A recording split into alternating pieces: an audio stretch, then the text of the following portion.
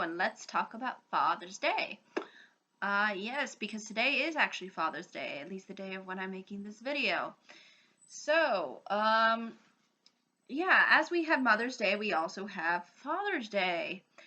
Um, the interesting thing about Father's Day is that Father's Day sort of became a spin-off of Mother's Day because around the time when Mother's Day was becoming fairly popular, at least within the earlier 1900s, um, one particular woman by the name of Sonora Smart Dodd wanted sort of a holiday that was the male equivalent, hence Father's Day, because apparently she was raised by only her father and not her mother, because her mother passed away.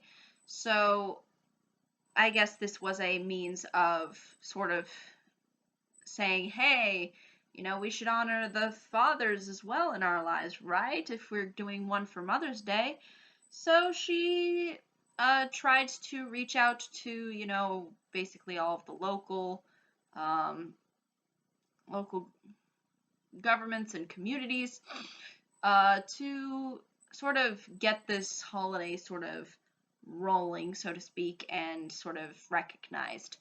Um, Unfortunately, um, this would probably not exist within her lifetime because Father's Day didn't actually become a national holiday till 1972. I believe it was Richard Nixon who made it official as a national holiday, so to speak.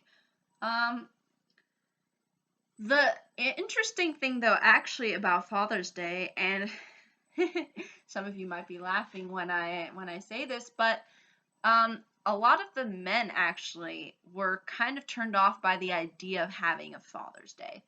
The reason being is that it felt like it was too sentimental. Like, oh, this idea of giving dads presents and honoring our fathers, that's just too touchy feely, and it ruins my manhood. So that's kind of what their argument was. For some reason, they're just like, nah, I don't want free stuff. No, no, no, don't bother giving me stuff. Don't buy me things. Um, but and although it, although there was this kind of setback from it, um, it still maintains to be a fairly lucrative holiday, at least today. I think $1 billion is spent each year on Father's Day. Now, I think this is just based on the United States and not any other country, but I'm sure Europe has their own versions, and other countries might have their other versions of what Father's Day is. But it's kind of maintained its relevancy.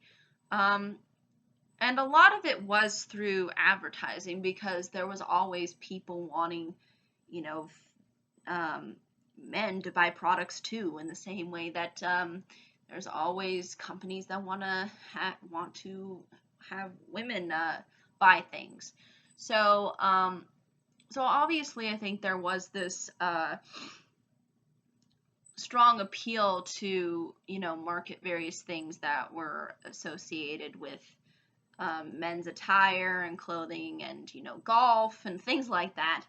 Um, and eventually throughout World War II, as sort of a support for the war, um, they people were emphasizing the the idea um, of celebrating fathers as a sort of symbol of supporting the troops, so to speak, because the majority of people, I guess, that went off to fight, or at least a significant amount that went off to fight, were fathers. So it only makes sense that they would try to, keep the energy of the holiday alive. But yeah, apparently it took till finally 1972 for people to say, yep, okay, we'll recognize it now. But I think it was the same with Mother's Day too. Like, it didn't really become an official national holiday until around, I think it was the 70s as well. So It is rather interesting, and I think unique, because I think there was this push actually too to integrate Mother and Father's Day together and then call it Parents' Day.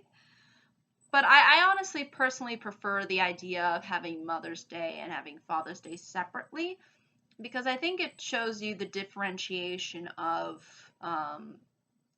because a father is different than a mother. So I think having two distinct holidays celebrating them both makes sense. Only because, the gift giving is obviously different because, you don't go buy your father really flowers. At least I don't. I'll buy him t-shirts, or I'll get him something that's, more for guys than for gals. So yeah, it's just I just think having that distinction makes it just easier to understand uh, the differences that each parent kind of has, um, and how Mother's Day um, emphasizes certain it's it emphasizes femininity, and then Father's Day is you give things that are a little bit more on the masculine side. So again, putting them all together in Parents' Day I think would just have been confusing, but there were attempts like that over the years to try to put the two holidays together, just for the sake of like, hey, they're both representative of parents, so why don't we just put them all together and declare them Parents' Day and declare Parents' Day? But I think putting them together just kind of deters this sort of the identity of a mom and a dad. So I just think it's just it just feels odd, um, unless you were raised in a in a household of two moms or two dads. But at the same time, I just don't think I think either way, it doesn't change anything. But I think having the distinctions are sort of good because they show you basically kind of, they show you the essence sort of the family, so to speak. Um, But yeah, I think that's really though ultimately all I can say when it comes to this particular holiday. I think it's nice that we have both Mother's and Father's Day. Some people might say that Mother's Day is a little bit more emphasized. I would say we would probably spend more money actually on Mother's Day than we do Father's Day, although I could be wrong on that. Um, but I think there is more of an emphasis to motherhood than there is to fatherhood. But I think we should honor both sides of the equation.